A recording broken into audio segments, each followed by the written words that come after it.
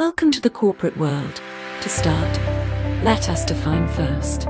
What is a corporation? A corporation is a body formed and authorized by law to act as a single person, also constituted by one or more persons, and legally endowed with various rights and duties, including the capacity of succession. The owners of a corporation are called the shareholders. A shareholder can be a person, company, or organization that holds stocks in a given company. A shareholder must own a minimum of one share in a company's stock or mutual fund to make them a partial owner. Did you know that in every business there should be what we call corporate governance? Well, what is corporate governance? Corporate governance is a system of direction, feedback, and control using regulations and ethical guidelines to hold the board of directors and senior management accountable for ensuring ethical behavior and reconciling long-term customer satisfaction with shareholder value to the benefit of all stakeholders in society. People who are responsible for governing the company are the boards of directors. The board of directors is the governing body elected by the shareholders that exercises the corporate powers of a corporation, conducts all its business, and controls its properties. The board of directors should be a representation of both management and shareholder interests and both internal and external members. It should be composed of directors with working knowledge, experience that is relevant to the company's industry to fulfill its roles and responsibilities and respond to the needs of the organization. The board of directors is supported by 7 committees, namely the Executive Committee, Nomination Committee, Audit Committee, Compensation and Remuneration Committee, Board Risk Oversight Committee, Related Party Transactions Committee, and Corporate Governance Committee.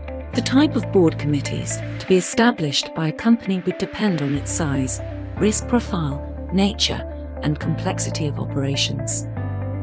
However, if the committees are not established, the functions of these committees may be carried out by the whole board or by any other committee. How is establishing committees helps the corporation? It allows for concentration of focus on specific issues and leads to a better management of the board's workload. Let us know all these committees. First is the Executive Committee. The Executive Committee shall be composed of 3 members consisting of the chairman of the board of directors, the president, and a director to be jointly appointed by the chairman and the president. The committee has the power to pass and act upon all matters as the board of directors may entrust to it for action in between meetings of the board of directors, except those actions which, under the law, require the approval of the board of directors as a whole and their shareholders.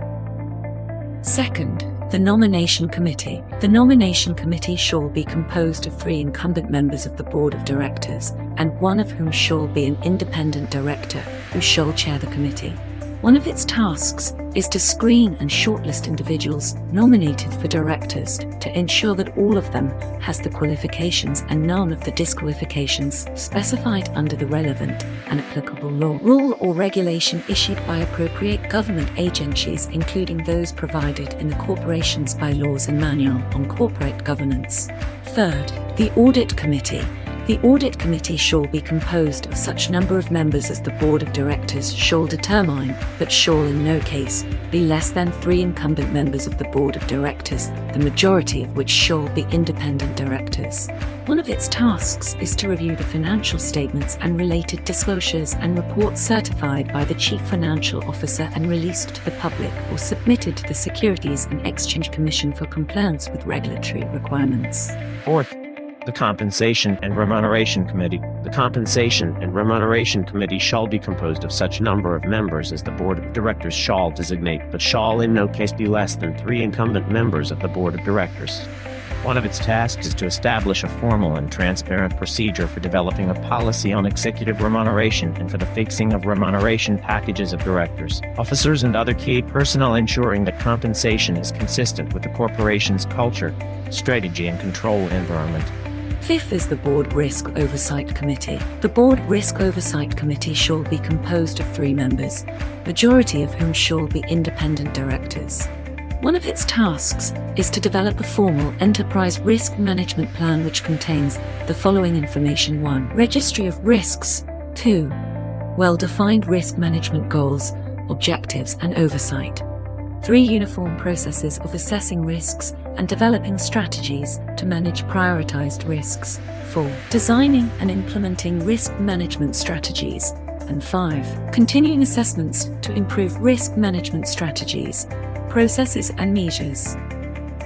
Next is the Related Party Transactions Committee. The Related Party Transactions Committee shall be composed of such number of members as the board may designate, but in no case less than 3 members, majority of whom shall be independent directors. One of its tasks is to support the board of directors in the optimal performance of its responsibilities in ensuring checks and balances in material related party transactions. And lastly, the Corporate Governance Committee. The committee shall be composed of at least 3 members, majority of whom shall be independent directors, including the chairman. One of its tasks is to ensure compliance to corporate governance principles and practices, including legal and regulatory compliance. Due to the litigious nature of our society, boards are taking a stronger interest in day-to-day management activities because of the ensuing impact on its fiduciary responsibilities. Boards need to be informed of how the organization is being managed to protect its legal responsibilities, but the board role should not cross over into performing management duties. So, they employ the Management. Management stands as the locus of decision-making for the day-to-day affairs of the company. It determines the company's activities by putting the company's targets in concrete terms. They are headed by chief officers like CEO, CFO, COO, and CMO. Internal control. Internal control is a process designed and effected by the entity's board of directors, senior management, and all levels of personnel to provide reasonable assurance on the achievement of objectives through efficient and effective operations and compliance with applicable laws, organizations, policies, and procedures. Internal audit. The internal audit provides the company with unbiased monitoring and consulting services. It shall diligently carry out its auditing duties by preserving independence from the management and controlling shareholders. It provides assurance that procedural controls are adequate for the company. External auditor. The external auditor performs fair audits independently from the company, its management and controlling shareholders, so that shareholders and other users may maintain confidence in the corporation's accounting information. Here is the structure of corporate stakeholders.